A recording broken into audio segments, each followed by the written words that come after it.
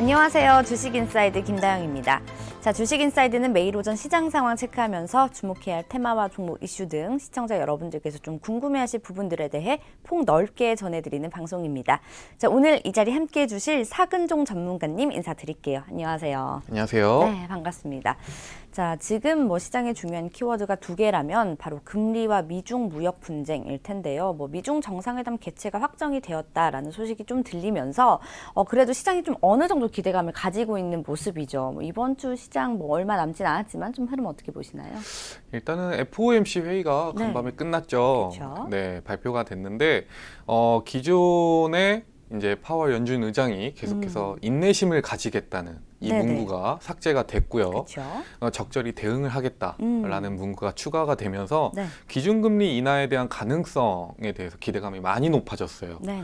네, 기존에 원래 이제 7월 달 최근 들어서 계속해서 이제 미국의 시장 경제가 네. 경기 지표가 예상치를 하회하는 수준도 나오고 있고 미중 무역 전쟁의 여파를 네. 받으면서 하반기에는 더 좋지 않을 것이다. 어. 이런 예상이 됐었는데 그에 따라서 최근에는 하반기 금리 인하 가능성 1회 정도 될 수 있겠다라는 측면에서 네네. 2회까지 상승을 했었고요. 지난주부터는 또 3회 인하 가능성에 대해서도 그쵸. 계속 이야기가 나오고 있었거든요. 네. 이번 주 초에만 하더라도 7월 말 기준금리 인하 가능성에 대해서 미국 선물 시장에서는 한 네. 91%에서 95% 정도 이 정도로 이제 예측을 했었는데 네네. 이번 FOMC 회의가 끝나고 나서는 7월 말에 기준금리 인하가 될 것이다. 네. 100%로 예측을 하고 있더라고요. 아, 그렇군요. 네, 그렇기 때문에 조금 유동성 확대 정책 기대를 할 수 있겠고요. 네. 이 유동성 확대 정책이 시장에 굉장히 중요한 이유는 뭐냐면 시장에 돈이 많이 풀리면 네. 그만큼 투자 자산의 가격들이 올라가요. 그렇죠. 투자 자산의 모멘텀들이 얼마나 되는지 모르더라도 네네. 아무래도 그런 위험 자산 선호 심리가 강해지거든요. 그렇죠. 근데 중국 같은 경우에도 미중 무역 전쟁의 여파로 국가에서 경기 부양 정책을 계속해서 내놓고 있고요. 네네. 유로존 같은 경우에도 드라기 총재가 이제 7월에 네. 조금 유동성 완화 확대 정책을 사용할 수 있다는 그런 발언들을 계속 해오고 있거든요. 네네. 하반기에는 그렇기 때문에 시중에 풀리는 돈이 굉장히 많아지지 않을까. 예, 조금 모멘텀 대비 빠르게 주가나 이런 것들이 상승하는 버블이 좀 끼지 않을까. 네네네. 이런 예상이 드는 거죠. 어. 경기 지표 자체도 사실 지금 거의 저점을 지나가고 있기 때문에 네네. 이런 경우에는 조금 버블로 상승하더라도 뒤이어서 기업들의 실적 모멘텀이 뒤따라오면서 네. 조금 받쳐주는 그런 양상이 보이지 않을까 하는 예상이 들어요. 네네. 이번 주 같은 경우에는 얼마 남진 않았는데 일단 FOMC 회의 결과에 따른 기준금리 인하 가능성에 무게를 두고 네. 좀 꾸준히 갈 걸로 보이고요. 오늘은 코스피 시장이 조금 하락을 하고 있죠. 그렇죠. 예, 이건 뭐냐면 전형적인 뉴스에 팔아라 이런 측면이에요. 네. 워낙에 이제 기대대로 FOMC 회의에 따른 결과가 기대대로 엄청나게 좋게 이번에 바로 인하한다 이건 아니었지만 그렇죠. 그래도 기준금리 인하 가능성을 좀 높여주는 그런 내용이었기 때문에 일단 이만큼 주가가 좀 상승을 했으면 네. 차익 실현하고 좀 조정받고 그 다음에 올리는 게 낫겠다라는 시장의 판단인 거죠. 네네. 그래서 이번 주는 조금 조정을 기대해 볼 수도 있겠지만요. 그래도 크게 하락하진 않을 것이다. 네, 조금 조정이 긍정적으로 나오는 종목에 대해서는 적극적으로 투자해도 괜찮지 않을까 네. 이런 생각을 하고 있습니다. 네, 시장 이야기 자세하게 살펴봤습니다. 자, 무역 전쟁의 중심엔 누가 있죠? 바로 트럼프죠. 자, 시작도 좀 트럼프가 했고 왠지 끝나는 것도 트럼프가 좀 끝내야 끝날 것 같은 느낌을 좀 지울 수가 없는데 트럼프가 미국 대통령이 된 후에 좀 어떤 행보를 보였는지 처음부터 좀 자세하게 살펴보는 것도 좀 저는 굉장히 중요하다는 생각이 들거든요. 이야기 오늘 한번 나눠볼까요? 그렇죠. 그게 굉장히 중요한 게 그렇죠. 사실 미중 무역 전쟁 자체가 네. 미국이 이제 무역 불균형을 해소하기 위해서 만들어낸 전쟁이 아니에요. 네, 그렇죠. 뭐냐면 이제 미국이 이런 제1위 패권국의 그 수준을 유지하기 위해서인데 네. 사실 작년에 한국 증시가 고점에 도달한 이후에 꾸준히 좀 하락이 나온 거는 반도체 사이클 둔화에 따른 국내 기업들의 실적 악화가 제일의 원인이죠. 네, 그렇죠. 네, 그게 원인인데 이 원인을 만들어낸 것이 결국에는 트럼프 대통령이 이제 맞아요. 중국을 대상으로 한 무차별적인 무역 전쟁이 원인이거든요. 네네. 왜냐하면 우리나라의 반도체 수출국 1, 2위가 중국하고 미국이에요. 그렇죠. 중국하고 미국인데 이 두 국가가 싸우면서 내수 경제가 조금 안 좋아지고 투자 자체가 조금 지체가 되다 보니까 네. 반도체 사이클이 하락인 건 맞았지만 이게 좀 크게 영향을 받은 거죠. 그렇죠. 우리는 네. 좀 크게 받았죠. 네. 여기까지 떨어질 게 아닌데 더 떨어진 맞아요. 그런 네. 상황이 된 거예요. 그렇기 때문에 뭐 이 무역 전쟁이 뭐 언제까지 갈지는 모르지만 우리 한국 산업의 네네. 내부적인 구조적인 문제가 아니기 때문에 사실 무역 전쟁이 조금 해결이 되면서 좀 이런 사이클도 다시 올라올 걸로 보고요. 네네. 중요한 거는 이 무역 전쟁 자체가 이제 트럼프 대통령만이 원해왔던 게 아니죠. 그렇죠. 사실은. 사실 뭐 이 패권 국가의 위상을 지키기 위한 차원에서 미국 내부에서는 뭐 공화당이든 민주당이든 네. 이 트럼프 대통령이 중국을 대상으로 한 미중 무역 전쟁에 대해서 뭐 딴지를 걸고 넘어가는 그런 의원들은 거의 없거든요. 네네. 그건 뭐냐면은 뭐 위대한 아메리카, 뭐 위대한 미국. 그렇죠. 이런 측면에서 좀 미국 내부적으로 정치인들끼리 그런 측면에서는 잘 뭉치는 것 같아요. 네. 네. 왜냐하면 뭐 이 경제력, 뭐 무역 전쟁, 뭐 이거를 하는 이유는 뭐냐? 경제력이 곧 군사력이기 때문에. 그렇죠. 그렇게 네. 볼 수 있죠. 미국이 현재 패권을 지킬 수 있는 이유가 뭐냐면 세계 최대 규모의 GDP 규모예요. 이 기반으로 한 국방 예산 지출 네. 덕분인데 흔히 우리가 미국을 얘기할 때 천조국이라고 하잖아요. 그렇죠. 천조국이라는 표현 네. 많이 하죠. 천조국이라고 지칭하는데 네.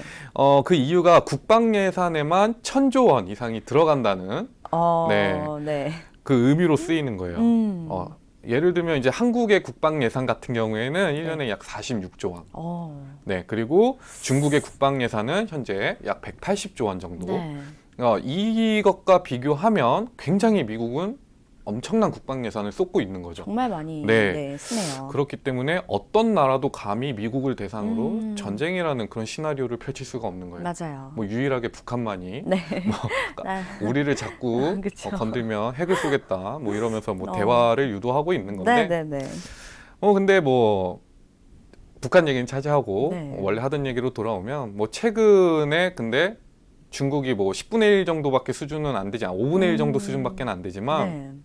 꾸준히 제기되어 오고 있는 이게 뭐냐면 중국과 미국의 경제 성장 속도가 네. 만약에 작년 수준을 유지한다고 하잖아요. 작년 수준을 유지한다고 하면 2035년 이후에는 중국이 미국의 군사력을 추월할 수도 있다는 보고서가 지속적으로 나오고 있어요. 2035년이면 아직도 뭐 10년 이상 남았죠. 했지만, 네. 10년 이상 남았는데 이거를 지금부터 준비하지 않으면 미국으로서는 진짜 추월당할 수도 있는 그쵸. 그런 상황이 오는 거죠. 근데 물론 뭐 중국이 지속적으로 경제 성장을 작년 수준을 유지하려면 네. 얘네가 이제 기축통화국이 아니에요. 그쵸. 공산주의이기도 하고 네네. 그렇기 때문에 꾸준히 무역 흑자를 지금 정도 수준을 유지해야 되는데 네네. 이거를 미국이 이제 건드는 거예요. 맞아요. 네, 무역 흑자를 지금과 같이 계속 나오지 못하게. 네. 거기다 이제 중국 역시 지금 어떤 문제가 있냐면 사실 얘네도 굉장히 경제 수준이 많이 올라왔고 공산주의임에도 불구하고 네네. 그러다 보니까 사실 고령화 사회로 넘어가고 있거든요. 그쵸. 네, 고령화 사회로 넘어가면 경제 성장률이 둔화가 될 수밖에 어쩔 없어요. 수 없죠. 네, 둔화가 되기 때문에 뭐 중국이 지금 성장률을 계속해서 유지하려면 아무래도 좀 중국을 중심으로 한 그쵸. 뭔가 이 1대1로 사업이라든지 이런 걸 통해서 계속해서 꾸준히 네. 뭔가 무역 흑자를 만들어낼 필요성이 있고 이런 부분이 계속 미국을 심기를 건드리고 있는 거죠. 그렇죠. 네. 사실 뭐 중국 또한 경제 성장과 좀 유지를 위해서는 1대1로를 추진해야 된다. 그리고 추진하고 있다라고 앞서 언급을 좀 해주셨어요. 근데 1대1로라는 단어를 저희가 주식하시는 분들은 굉장히 많이 들어보셨을 거란 말이에요. 그쵸. 익숙한 단어긴 한데 이거 좀 쉽게 설명을 해주실 수 있나요? 1대1로가 이제 쉽게 이야기하자면 네. 중국이 만든 상품을 팔 수 있는 시장의 확대 시장의 예, 확대. 예, 시장을 확대할 수 있는 뭐 그런 거 이야기하는 거예요. 네네. 예, 중국의 상품을 사기 위해서는 그에 상응하는 경제력을 갖춰야 되잖아요. 그렇죠. 네, 그렇기 때문에 중국이 이제 1대1로에 동참하는 국가들한테 네. 돈을 빌려주고 네, 그렇게 함으로써 너네 경제를 성장시켜. 성장시키고 우리의 제품을 사. 아, 그런 식으로. 네, 그렇죠. 그렇게 지원을 하는 건데, 네네. 네, 뭐 중국 입장에서는 사실 지금 당장은 리스크예요. 그쵸. 돈을 빌려줘야 되기 때문에. 네네. 근데 이제 다른 나라에 돈을 빌려주기 위해서는 중국 입장에서도 뭐 이제 경제 성장률이 뭐 아까도 말씀드렸지만 네. 고령화 사회로 넘어가고 있고 그렇죠. 그런 단계를 맞기 전에 음. 지금 빨리 이제 돈을 빨리 꾸준히 벌어서 다른 그쵸. 나라를 키워야 되거든요. 맞아요. 그러려면 이 중국이 과거에 있었던 그런 뭐 손톱깎이라든지 이런 네. 거 만들어서 팔면 사실 안 되죠. 안 돼요. 마진이 안 남죠. 네, 마진이 크게 안 남아요. 네네. 그렇기 때문에 첨단 산업을 좀 지금 육성하려고 꾸준히 이제 계속해서 노력을 하고 있죠. 있는 거고, 네네. 네, 그런 필요성이 계속 대두가 오. 되고 있는 거죠. 네. 그러면 이제 미국 입장에서는 중국이 이제 아무리 현재 경제 성장률이 빠르다고 해도 네. 아까도 말씀드렸지만 기존에 뭐 손톱깎이나 네, 뭐 그냥 되게 이런 소소한 네, 거. 소소한 거 네. 이런 거를 팔면은 뭐 지금 그래 너네가 그런 거 팔아가지고 무역 우리한테서 크게 흑자 가져가는 거 이해해 인정해. 네. 근데 어차피 너네는 고령화 사회로 진입하면서 경제 성장이 둔화가 될 거니까 이렇게 예상을 했는데 중국 입장에서 이제 얼마 남지 않은 시간 동안 이뤄야 하는 것이 명확하기 때문에 촉박하죠. 예, 네. 촉박하죠. 이제 국가 차원에서 경기 부양 정책 계속 내고 네. 네, 중국 기업과 이제 뭐 계속해서 이제 그런 뭐 투자를 해주고 하고. 네, 1대1로 사업을 추진하는 거고 네. 산업 스파이를 꾸준히 보내고 그렇죠. 그게 네. 참 신기해요. 산업 스파이. 예, 이게 하루 이틀 있었던 일이 아니에요. 아, 네. 하루 이틀 있었던 일이 아니고 미국 입장에서도 처음에는 뭐 가져가는 정보 자체가 뭐 가져가도 얘네가 이거를 할수 실현할 수 있을까? 있는 네. 네, 그런 기반이 안 갖춰졌었기 때문에 무시를 했었는데 사실 최근에 좀 생각을 바꾼 이유가 저는 화웨이 때문이라고 봐요. 화웨이가 좀 더 네, 크게. 화웨이가 왜 그러냐면 이런 스마트폰이나 이런 부분에서는 확실히 아이폰이나 뭐 우리나라의 삼성전자보다 네. 기술력이 좀 떨어지는 건 맞아요. 근데 5G에서는 굉장히 그 특허권을 엄청나게 갖고 있거든요. 그렇죠. 그러니까 2위, 세계 2위와도 그 특허권의 개수 자체가 엄청나게 차이가 나요. 네, 그렇기 때문에 뭐 4G 도입 당시에도 네. 화웨이가 벌어갔던 돈이 굉장히 많았고, 네, 이런 부분이 계속해서 이제 부각이 되다 보니까 얘네가 갑자기 치고 나오는 첨단 네, 산업이 있고, 맞아요. 사실 이제 5G라는 게 얼마나 중요하냐면 저번에도 한번 말씀드렸지만. 뭐 우리나라에 버블이 온다면 네. 5G를 버블이 올 수 기반으로 있다. 한 그쵸. 네, 그런 산업에서 올 수 있다고 말씀을 드렸는데 그렇기 때문에 중요한 거거든요. 네. 네, 첨단 산업을 중국에 뺏길 수 있다. 네. 불안하네요. 벌써. 그쵸. 네. 그렇기 때문에 조금 미국에서 계속 걸고 넘어지는 거고. 네네. 뭐 오죽하면 중국이 얼마나 많은 기술을 빼내갔으면 네네. 뭐 중국 기업과 사업을 하면 초반에는 돈을 벌지만 결국에는 망한다. 기술력을 다 그쵸. 스틸당하기 때문이죠. 네, 그런 얘기가 있잖아요. 네네. 뭐 우리나라 기업의 KMW 같은 경우에는 맞아요. 뭐 이미 화웨이로부터 지식재산권을 상당히 빼앗겼고, 네. 네, 이거는 뭐 회장이 한 매체와 인터뷰에서 밝힌 네, 내용이니까. 사실이죠. 네네네. 그래서 말 그대로 이제 중국과의 거래는 달콤한 유혹이다. 어. 지금 중국이 계속해서 1대1로에 동참하라고 뭐 많은 아시아 국가에 제안을 하고 있고, 네. 우리나라에도 제안을 하고 있어요. 음. 우리나라 같은 경우에는 여기에 좀 미온적인 반응을 보이고 그쵸. 있죠. 왜냐하면 미국도 네, 눈치를 봐야 되고 맞아요. 중국도 눈치를 봐야 되고 그리고 아마 알 거예요. 중국하고 사업하면 우리나라가 지금 당장은 좋아도 힘들어져요. 그렇죠. 네, 그렇기 때문에 이 1대1로 결국에는 중국을 중심으로 한 네. 중국이 패권 국가가 되기 위한 그런 정책이고요. 절대 아시아 국가를 하나로 묶는 그런 뭐 예, 그런 뭐라고 하죠? 뭐 포부가 이렇게. 막 큰 네, 그런 포부가 큰 사업, 그런 네. 사업은 아니다라고 어. 말씀드릴 수 있을 것 같아요. 네. 자, 중국이 뭐 1대1로를 반드시 하려는 이유, 뭐 그것을 이루기 위해서 지금 어떤 스탠스를 취하고 있는가에 대해서도 저희가 좀 이야기를 나눠봤는데요. 사실은 좀 지겨울 수 있거든요. 이 무역 전쟁이란 단어 자체가. 그래서 시장에 미치는 영향이 좀 부정적인 측면도 굉장히 많고 또 우리 증시가 원치 않는데 계속 꾸준히 끌려가잖아요. 사실 그쵸. 이런 것 때문에 투자자분들께서 답답하신 부분들도 있을 것 같아요. 그래서 이 전쟁이 과연 끝나긴 할지 이게 굉장히 좀 화두죠, 사실은. 네. 이게 사실 언제 끝날지는 아무도 예측할 수가 없죠. 그쵸. 뭐 처음에 무역 전쟁이 시작됐을 때는 네. 트럼프 대통령이 재선을 위해서라도 어. 네, 재선 전에는 끝날 것이다. 네. 라고 얘기를 했는데 생각보다 트럼프 대통령이 생각했던 것만큼 중국이 녹록지가 않아요. 중국이 또 네. 굉장히 좀 강하게 나왔죠. 네. 그러니까 뭐 그렇게 생각을 할 수가 있겠죠. 그러니까 한 학교를 예를 들자면 네. 그 지역 뭐 만약에 이제 서울이 있으면 서울을 먹는 네. 일진이 있는데 네. 한 학교를 먹는 일진이 그렇죠. 이제 서울 일진이 와서 야 너네 음. 이렇게 너무 까불지 마 어. 얘기를 한 거예요. 이거를 모든 학교 그 음. 한 학교의 모든 학생이 보고 있는 자리에서 네. 그럼 이 학교의 일진은 자기 자존심도 상하고 그렇죠. 거기에 이렇게 꼬리를 내릴 수만은 없잖아요. 그러니까 뭐 중국도 자기들이 좀 피해를 많이 볼 거는 알고 있으면서도 네, 네. 많이 좀 자존심을 내세우는 모습인데 지금으로선 그런 것 같아요. 미국으로서도 네. 이미 돌아올 수 없는 강은 건너는 상태다. 네. 임기 중에 뭐 1년가량을 거의 1년이 넘었죠. 1년가량을 중국에 대한 무역 전쟁을 진행해 왔잖아요. 그렇죠. 그래서 이제 지금 이 1년 동안 굉장히 미국도 잃은 게 많고 중국도 잃은 게 많고 네. 그렇기 때문에 본래의 목적을 달성하지 않는 이상은 무역 전쟁을 끝내진 않을 거예요. 네, 무역 전쟁을 끝내진 않을 걸로 보고요. 더군다나 이제 글로벌 경기가 침체되는 상황에서도 현재 미국의 경기 지표만은 견조하게 나오고 있거든요. 네네. 이 부분은 사실 조금 착시 효과라고도 볼 수 있죠. 착시 전 세계 경기가 안 좋은데 미국만 이렇게 계속 좋을 수만은 없어요. 네네, 어느 정도 그렇죠. 정책적인 뒷받침도 있었을 거고요. 그렇기 때문에 계속 무역 전쟁이 지속되면 무조건 영향을 받게 돼 있어요. 네네. 그렇기 때문에 뭐 지금으로서는 이렇게 길어질 거라고 예상은 못한 것 같지만 네. 미국으로서는 상당히 많은 대비를 하고 있었다라는 측면에서 본다면 조금 길어질 수도 있겠구나라고 네네. 생각이 됩니다. 근데 저는 또 이제 그렇게 생각을 해요. 이제 사실상 미중 무역 협상이 그쵸. 길어지고 글로벌 증시가 휘둘리고 있는데 길어지면 길어질수록 피해를 보는 국가는 명백하잖아요. 그렇죠. 사실은. 네, 왜냐하면은 세계 최대 소비 국가인 미국, 네. 세계 최대 생산 국가인 중국.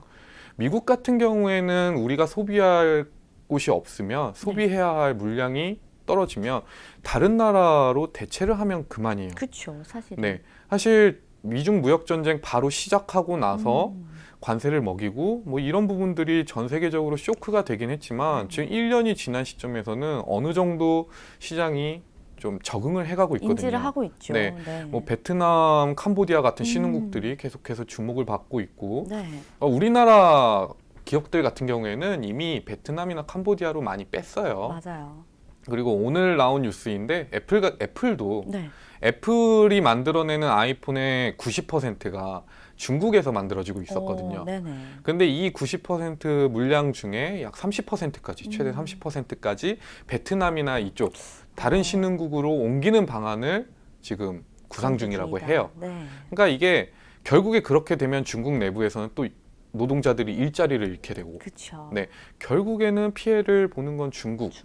네, 그게 명백하기 때문에 네네. 중국으로서도 계속해서 자존심을 내세우기는 힘들지 않을까, 네, 그렇게 생각하고 있습니다. 네, 뭐 말씀 잘 들어봤습니다. 무역 전쟁이 좀 길어질수록 피해를 보는 건 어차피 중국이다 이런 입장을 저희가 들어봤는데, 자 그렇다면 한국의 입장도 좀 살펴봐야겠죠. 저희가 맨날 뭐 한국은 새우다, 고래등 싸움에 터지는 새우다 뭐 이런 표현 쓰잖아요. 근데 어떤 입장을 좀 취해야 될지 중국 편을 들기도 애매하고 미국 편만 들기도 애매하잖아요. 그렇죠. 어떤 스탠스를 좀 취해야 될까요?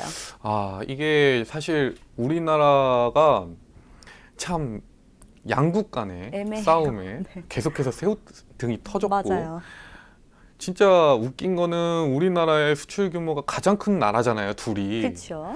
그러다 보니까 이런 상황이 벌어지고 있는데 뭐 단기적으로는 분명히 글로벌 경기 침체에 따른 국내 경기가 안 좋은 건 사실이에요. 네네. 사실인데 뭐 미중 무역 전쟁이 뭐 짧게 끝나든 길게 끌든 네. 네. 한국 경기에는 사실 저는 긍정적인 영향이 될 것 같아요. 어쨌든 결과적으로는 네. 긍정적일 것이다. 네, 네. 이게 왜냐면 사실 지금 당장 너무 피해를 받고 있고 기업들의 실적이 악화되고 있기 네. 때문에 사람들이 지금 당장 우리나라가 망하는 거 아닌가. 왜냐면 수출 걱정이죠. 규모도 줄고 있고. 네. 네. 증시도 좀 하락을 하고 그렇죠. 있고요. 네. 이게 뭐 우리나라 같은 경우에도 기축통화국이 아니기 때문에 무역 수지가 꾸준히 흑자가 나지 않는 네. 이상 네, 우리나라에 대한 투자 매력도가 외국인들로서는 떨어지기 마련이에요. 그쵸. 네, 근데 이런 무역 수지 흑자 기조만 유지를 한다면 네. 사실 우리나라는 그렇게 뭐 외환 보유고도 상당하고요. 네, 금융적으로 불안한 상태는 아니거든요. 네네. 일단 그렇기 때문에 한국 경기의 체력은 굉장히 좋은 수준이다. 이거를 일단 깔고 들어가시면 될 것 같고요. 네네. 뭐 아까도 이제 짧게 끝났을 때, 길게 끌었을 때, 음. 뭐 이렇게 나눠서 말씀드렸는데 일단 뭐 양 시나리오에 대해서 말씀드리자면 네. 만약에 짧게 끝난다는 것은 결국에는 중국이 백기를 들고 나온다는 거예요. 그쵸. 네, 미국이 요구했던 지식재산권 뭐 이거에 대한 적절한 대응, 네. 그리고 중국 내부의 뭐 금융시장의 개방, 뭐 뭐 이런 거를 수용을 한다는 거거든요. 그쵸. 그렇게 되면 중국과 전 세계 간의 무역 자체가 공정하게 진행될 수 있다는 거예요. 사실 우리나라 같은 경우에는 중국에서 굉장히 점유율이 높았던 자동차라든지 핸드폰이라든지 이런 물건들이 중국 뭐 사드 이슈 네. 이런 것만으로도 갑자기 생산량이 뭐 맞아요. 판매량이 확 줄어버리고 중국은 공산주의다 보니까 얘네가 허용하지 않는 기업의 물건, 네. 그러니까 블랙리스트를 작성해서 이런 블랙리스트에 포함된 기업들의 실적 자체가 중국 내부에서 엄청나게 악화가 되거든요. 네, 이런 부분이 공정해질 수 있다. 네네. 그렇다면 우리가 지금 당장은 힘들지만 만약에 짧게 끝나게 된다면 다시 한번 중국에서 우리나라 기업들이 시장 확대를 할 수 있는 기회를 얻을 수가 있다. 네네. 이렇게 볼 수가 있겠고요. 네. 길게 진행된다면 사실 중국은 글로벌 교역에서 좀 고립 상태에 놓이게 되죠. 그럴 수 있죠. 아까도 말씀드린 것처럼 한국의 대다수 기업들은 이미 뭐 중국에서 생산 라인 철수하고 네. 베트남이나 캄보디아 같은 동남아 국가로 이제 남미 쪽으로 네. 뭐 그런 쪽으로 옮겨가고 있거든요. 그리고 더 중요한 거는 5G 장비에서 그렇죠. 5G에 대한 미국이 이제 보이콧, 세컨더리 보이콧을 지시하면서 조금 삼성전자가 반사이익을 굉장히 크게 가져가고 있어요. 그렇죠. 이거는 이제 뭐 뉴스로 나왔던 거고 확실히 뭐 오피셜로 확인된 내용은 아니지만 미국에서 이제 삼성전자에 요청을 했다. 네. 조금 뭐 그런 내용도 있어요. 그렇죠. 뭐 5G에서 한국이 조금 이 부분을 좀 도와줬으면 좋겠다. 네, 왜냐면은 미국 기업들이 사실 5G 장비 쪽에서는 뭐 화웨이를 따라갈 수 있는 기업은 거의 없다고 보시면 네. 되고요. 삼성전자가 그나마 좀 유리하죠. 유리한데 네. 아무래도 그 가격적인 부분에서 많이 밀렸던 거거든요. 네네. 그렇기 때문에 좀 삼성전자가 지금 기회를 발판 삼아서 이 5G 장비 쪽으로 점유율을 좀 높여가면 네. 결국에는 또 우리나라 기업들의 굉장히 좋은 그렇죠. 모멘텀이 될 수 있다라고 보는 거고요. 네. 그 무역 전쟁 시작 이후 1년이 지나면서 세계 경제 자체가 굉장히 좀 적응해 가고 있다. 그렇죠. 네, 이런 부분에서 봐도 좀 길게 진행되더라도 좀 결국에는 이득일 네. 것이다라고 보는 겁니다. 네네. 뭐 이제 이미 미국의 대중국 압박이 무역뿐만이 아니라 사실 전방위적으로 시행이 되고 있어요. 네. 미국 입장에서도 아까 말씀드린 것처럼 좀 상당 부분 준비를 해왔던 것 그런 거 같다라고 같아요. 말씀은 드렸지만 준비를 해왔어도 이 정도로 길어질 거라고 생각은 안 했던 것 같아요. 중국이 이렇게 나올 줄은 몰랐겠죠. 네. 그러다 보니까 미국에서는 최근에 뭐 이란 제재, 그리고 대만에 대한 중국과의 분리국가 인정, 그렇죠. 그리고 중국의 홍콩 범죄자 인도 정책, 이거를 굉장히 비난하고 있거든요. 결국에는 이게 미국이 정말 뭐 너네랑 우리가 무역 균형이 안 맞아. 네. 네, 그러니까 이것 좀 손보자. 이게 아니라 중국이 자꾸 이제 눈에 띄는 거예요. 네. 미국 입장에서는. 그래서 한 번 정도는 너네가 조금 다시 한번 뒤로 후퇴할 필요가 있겠다라는 측면에서 계속해서 압박 정책을 핀다고 그쵸. 보고 있거든요. 그래서 뭐 끝나긴 끝날 것이다 네. 라고 보는데 최근 평화롭게 들어서 끝났으면 좋겠어요. 네. 최근 들어서 미국이 너무 이제 전방위적으로 압박을 그쵸. 하니까 이게 네. 또 막 무역 분쟁까지 가면 무력 분쟁까지 가면 어떡하나. 네. 전쟁까지는 가지 말기를. 그쵸. 뭐냐면 이 전쟁이 가게 되면 뭐 투자 자산이 무슨 의미가 있어요. 맞아요.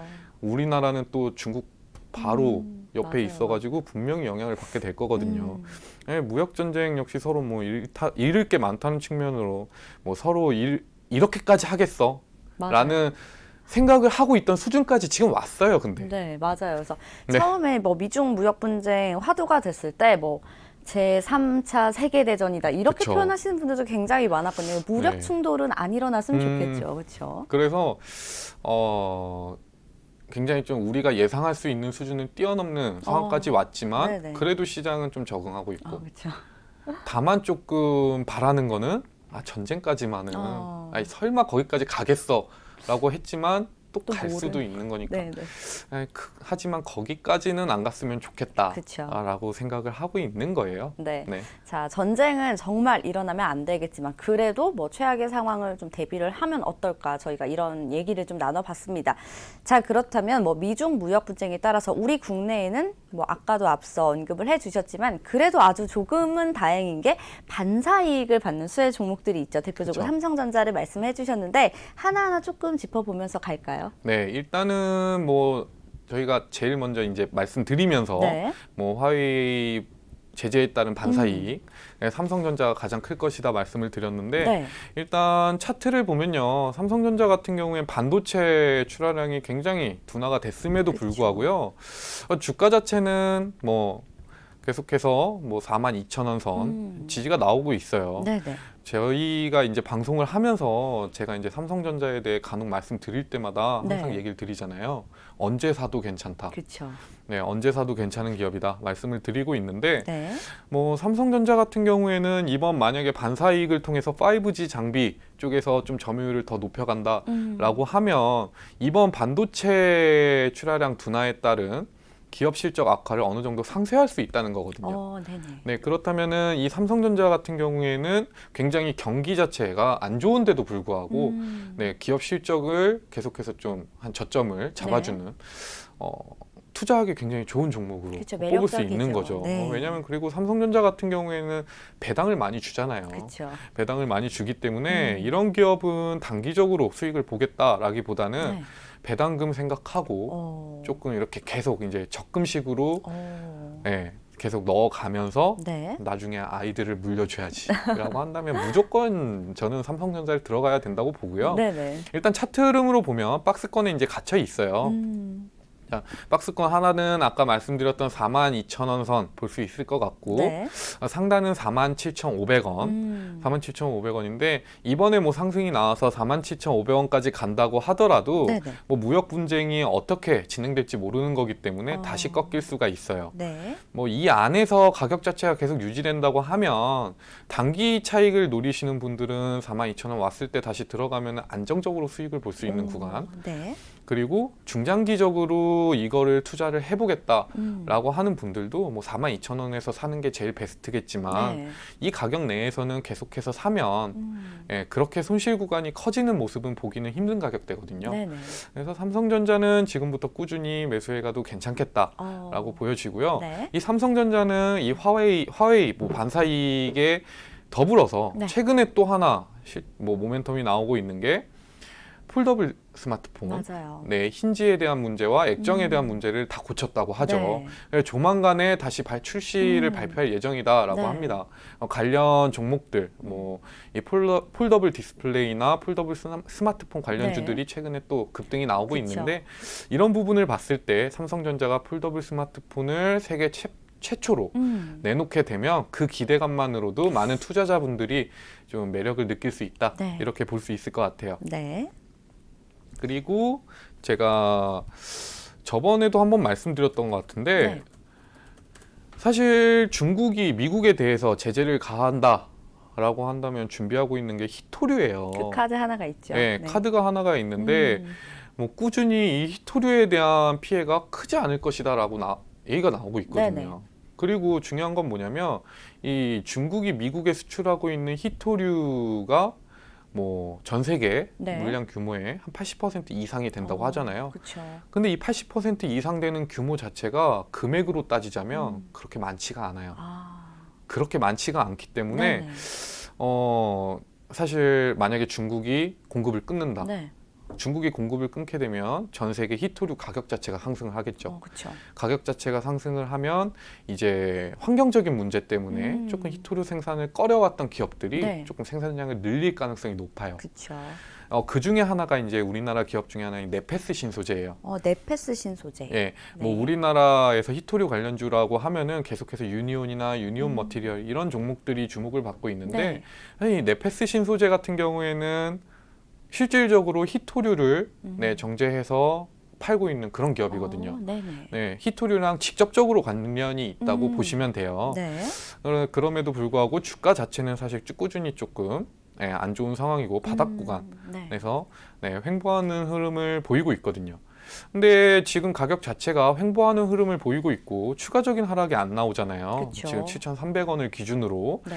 그렇다는 거는 지금 가격대는 사실 언제 오를지 정확하게 장담을 드릴 수는 없지만 지금 들어간다고 해서 손실이 굉장히 커지는 그런 구간은 아니에요.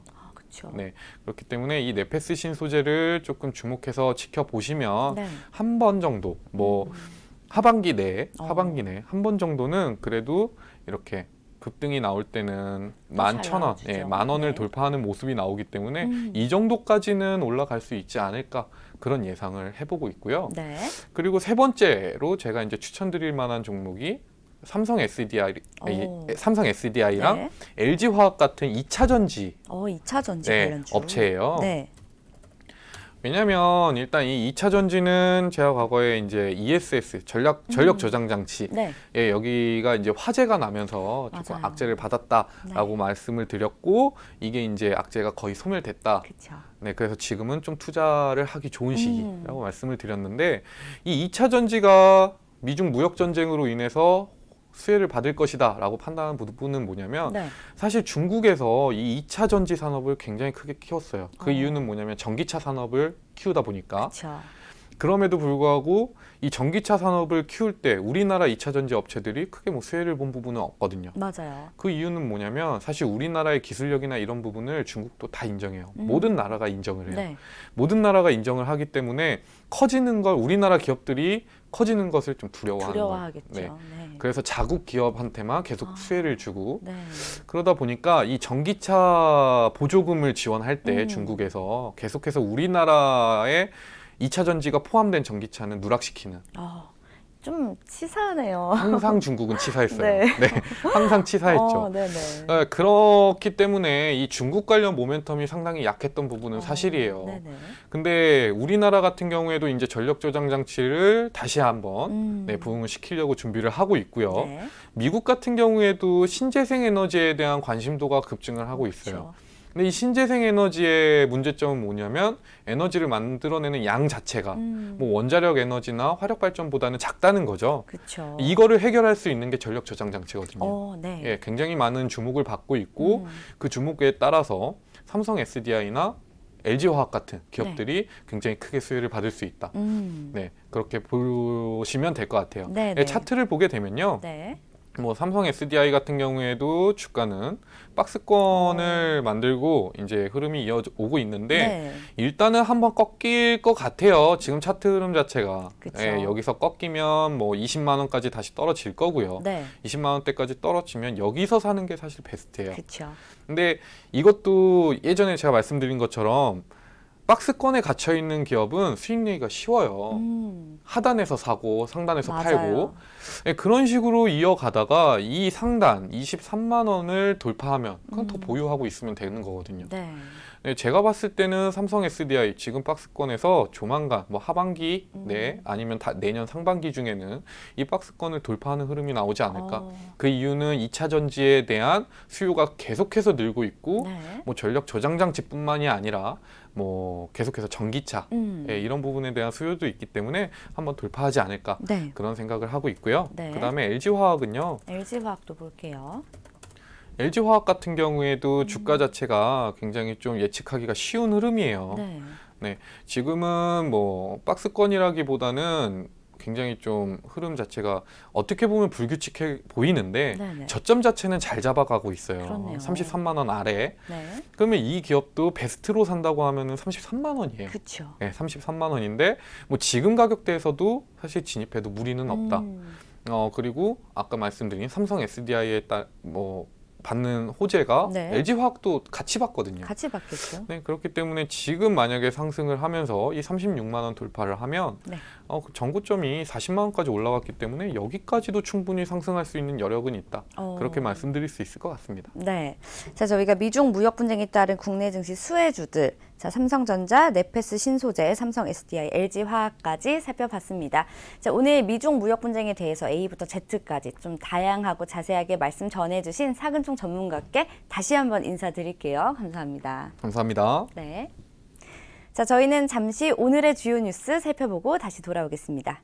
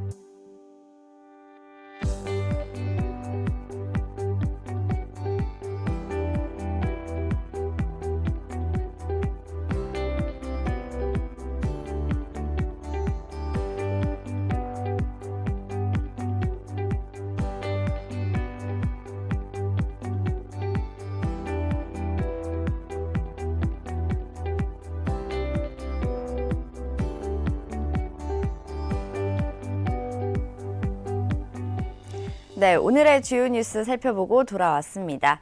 자, 매주 화요일과 목요일은 장장희 수석연구원님과 함께 딥싱크를 통해서 시장 이야기 나눠보는 시간 갖는 날이죠. 바로 인사드릴게요. 안녕하세요. 안녕하세요. 네, 반갑습니다. 네. 자, 딥싱크 현황 차트 보면서 오늘 시장 상황 한번 살펴보도록 하겠습니다. 예, 지난 화요일이 지나서 수요일, 목요일 두 차례 좀 이슈들이 좀 시장에 있었죠. 네. 예, G20 정상회담에서 일단 시진핑 주석하고 트럼프하고 지금 만난다라고 얘기를 하고 있습니다. 그러한 부분들이 어제는 꽤 시장에 기대감을 많이 줬었고요. 또 어제는 또 이제 FOMC 에 관련된 이슈가 발표되면서 시장에서는 일단은 시장의 경제 상황이 좋지 않게 되면 적극적으로 대응하는 양상을 보이겠다라고 하는 뉘앙스를 줘서 7월 달에는 미국의 금리 인하 쪽으로 갈 가능성에 대해서 좀 더 높이 평가를 지금 하는 상황에서 시장이 좀 많이 반등을 해줬죠. 자, 일단 상황 잠깐 넘어와서 차트 잠깐 보여주시죠. 자, 이러한 상황들이 현재 시장에 조금 질을 좀 많이 변화시켰다라고 지금 일단 보시면 될 것 같아요. 자, 상황 자체를 보게 되면, 자, 어제 미국과 중국의 이제 정상회담에 관련된 이슈가 나오면서 특히 이제 반도체를 중심으로 해서 굉장히 상승을 했고, 특히 대형주를 중심으로 상승을 했어요. 자, 그런 모습을 보이면서 그동안 과매수 국면에 있었던 국면이 다시 상승으로 전환되는 양상은 보였습니다. 일단 시장은 호재로 반응하고 있는 상황이에요. 더불어서 이제 FOMC 쪽에서 금리 인하에 관련된 이슈가 추가적으로 부각이 되면서 일단 시장은 긍정적인 사인으로 받아들이고, 실질적으로 이제 다음 주에 있을 G20에서 과연 미국과 중국은 어떤 결론을 도출할 것인가. 이 부분에 있어서 기대감이 많이 반영되는 장이 올 것 같습니다. 그러한 부분 때문에 현재 시장 자체는 쉽게 밀릴 장은 아니라 판단이 돼요. 하지만 지금 여기서 이제 추가적인 사항을 확인하기까지는 추가적으로 상승하는 데 좀 부담스러운 부분이 있고요. 또한 이번에 이제 그러한 이슈들이 너무 급격하게 시장에 반응을 했기 때문에 좀 쉬어가는 타이밍은 당분간 올 수도 있다라고 일단 말씀을 드리겠습니다. 자, 여기서 제가 시장의 질이 좀 많이 좀 갑자기 선회한다라고 말씀을 드린 것은 크게 두 가지 측면이 있어요. 자, 추가적으로 이제 말씀을 드리면, 자, 해외 시장 쪽의 이슈를 잠깐 점검을 하죠. 자, 일단 필라델피아 반도체 쪽을 잠깐 보겠습니다. 지금 보시는 게 이제 필라델피아 반도체 지수인데, 이제 미중 무역 협상이 긍정적으로 돌아설 것이라는 기대감에 굉장히 어제 상승을 많이 했어요. 이 얘기는 뭐냐면 지금 미국과 중국이 지금 첨예하게 대립되고 있는 부분이 IT 섹터죠. 특히 이러한 부분에 있어서 하웨이에 대해서 집중 공격받고 있는 이런 부분들 자체는 사실 전체적인 시장에는 좋지가 않아요. 네.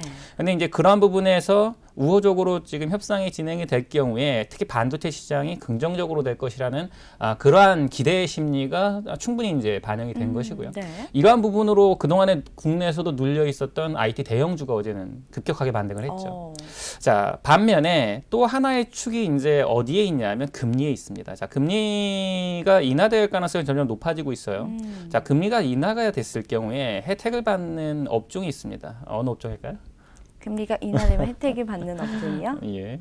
어떤 업종일까요? 예, 제약주 쪽입니다. 네. 자, 생명공학 쪽도 지금 나스닥 생명공학 지수가 오르고 있어요. 생명공학. 자, 왜 생명공학이 오르냐 하면 네. 뭐 앞서서도 제가 몇 차례 말씀을 드렸을 겁니다. 자, 이 제약 사업이라고 하는 것은 굉장히 많은 차입금을 요구해요. 워낙 또 장기간 임상을 해야 되고 하기 때문에 네. 자금에 대해서 자금 차입이 굉장히 중요한 산업입니다.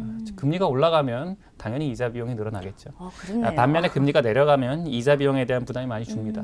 자, 그러한 영향들이 그동안 이제 많이 또 눌려 있었기도 했고, 네네. 그래서 지금 바닥 쪽에서 저가 매수세가 유입되는 부분이 있는데 이러한 양상들이 오늘 국내에는 또 제약 바이오주의 상승으로 또 같이 이어지고 있는 상황이에요.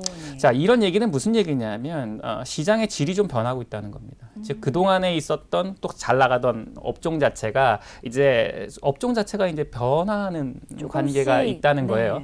따라서 최근에 이제 가뜩이나 추가적으로 올라가기 어려운 부분에 있어서 순환매가 빠르게 될 경우에 종목 간 순환매로 인해서 올랐던 종목에서 좀 빠지고 빠져 있는 종목 중에서 기대 심리가 모이는 쪽은 올라갈 수 있는 모멘텀은 살아있는 장이 지금 있다라고 말씀을 드리겠고 그러한 부분이 지금 현재 딥싱크 쪽에 들어옵니다. 네. 자, 딥싱크 쪽에 이런 배경을 설명을 드려야 왜 이렇게 움직이는지 좀 이해를 좀 이해하기 하실 것 쉬우시겠죠? 같아요.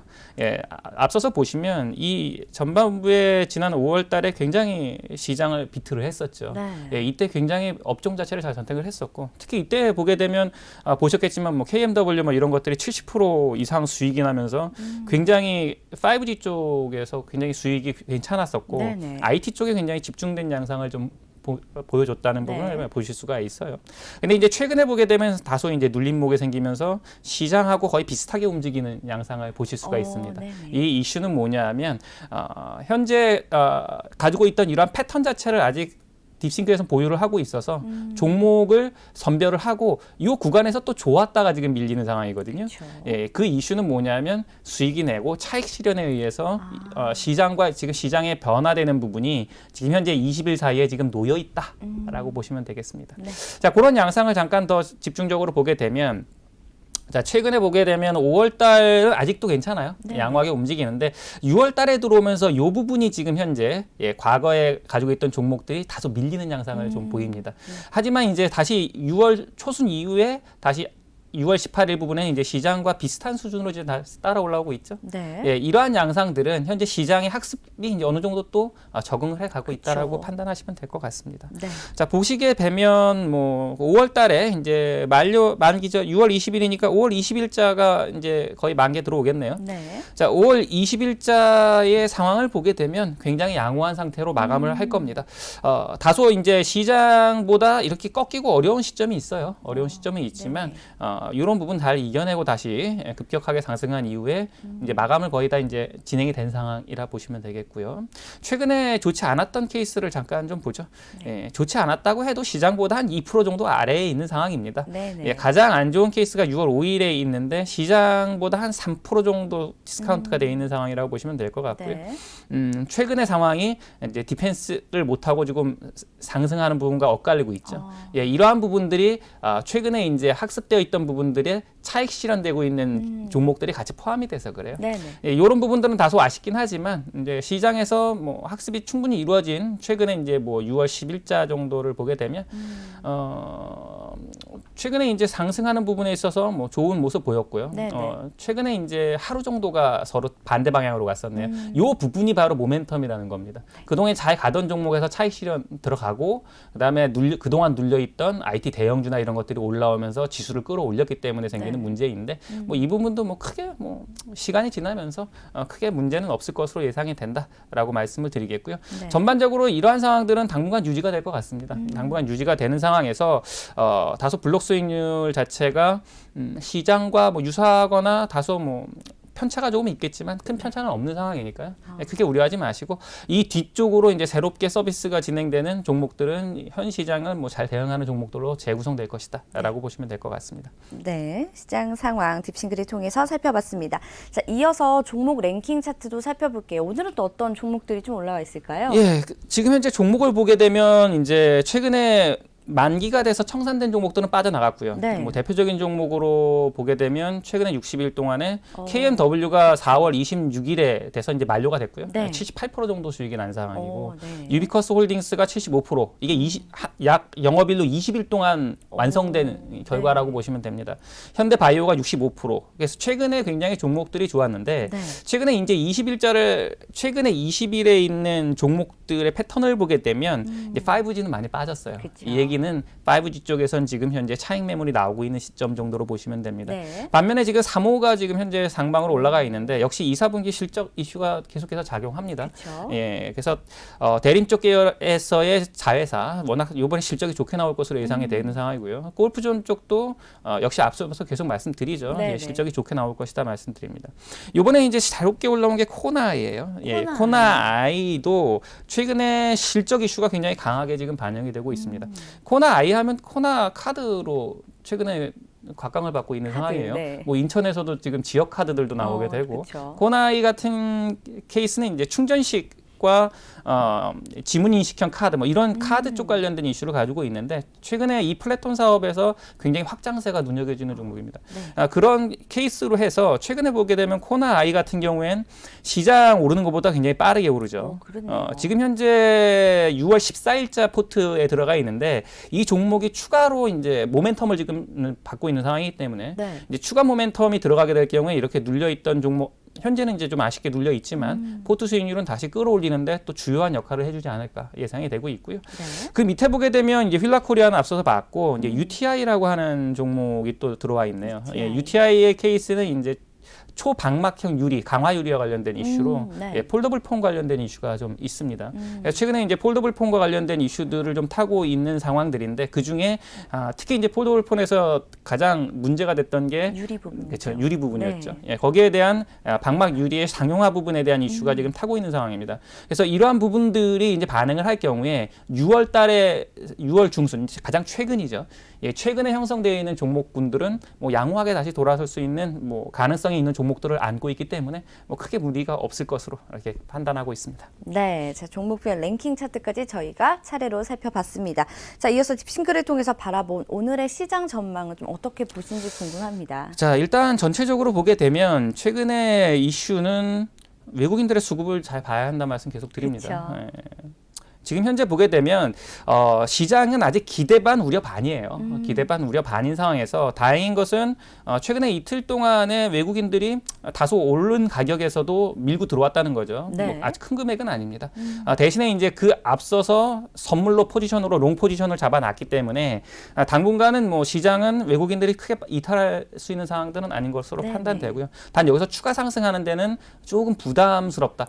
다음 이제 G20 정상회담까지는 시장 자체는 방어 모드로 들어가겠지만 여기서 추가적으로 강하게 뽑히기 위해서는 시장에 좀 더 굿뉴스가 좀 나와야 한다라고 보시면 될 것 같고요. 네. 현재 이러한 상황은 지금 뭐 전반적으로 금 가격이나 이런 부분도 아직 고점에서 밀리지 않았어요. 물론 이제 달러 가격이 지금 금리 인하로 인해서 밀리기 때문에 발생하는 문제이기도 한데 아직 전체적으로는 시장 분위기는 아직은 안전자산 쪽도 지금 양쪽으로 지금 보고 있는 상황이라 네. 위험자산 쪽으로의 자금선의 양상을 좀 확인해 봐야 하고요. 그러한 부분은 당연히 수급 상황에서 나타나겠죠. 따라서 해당되는 외국인들의 수급 상황을 면밀히 보실 필요가 있다. 현재 이렇게 상승으로 약간 전환할 수 있는 상승 시그널로 전환된 상황에서 고점을 강하게 돌파하면서 외국인 수급이 몰리게 될 경우에는 양호한 상황으로 갈 텐데 그렇지 않은 상황에서는 현재 2150선에서는 저항감이 상당히 있을 것이다. 예, 그 정도로 시장은 파악하시면 될 것 같습니다. 네, 자, 말씀 잘 들어봤습니다. 자, 오늘 딥싱크를 통해서 다양한 전반적인 시장 상황 살펴봤습니다. 오늘 도움 말씀 주신 장장희 수석연구원님께 감사 인사드릴게요. 감사합니다. 네, 생방송으로 진행된 주식인사이드 저희가 준비한 소식은 여기까지입니다. 자, 원래 어떤 일을 대비할 때 플랜을 좀 여러 가지 짜두고 대비하기 마련인데요. 주식도 마찬가지입니다. 늘 내 마음대로 되지 않는 게 특히 주식 투자라고 생각을 하는데요. 저희 방송 보시는 분들은 최악의 상황까지도 좀 대비를 하셔서 내 계좌 손실이 나지 않도록 대비하시는 현명한 투자자가 되시길 바랍니다. 자, 슬기로운 투자 생활은 ITBC와 함께 ITBC 채널 좋아요와 구독 꼭 눌러주세요. 시청해주신 여러분 고맙습니다.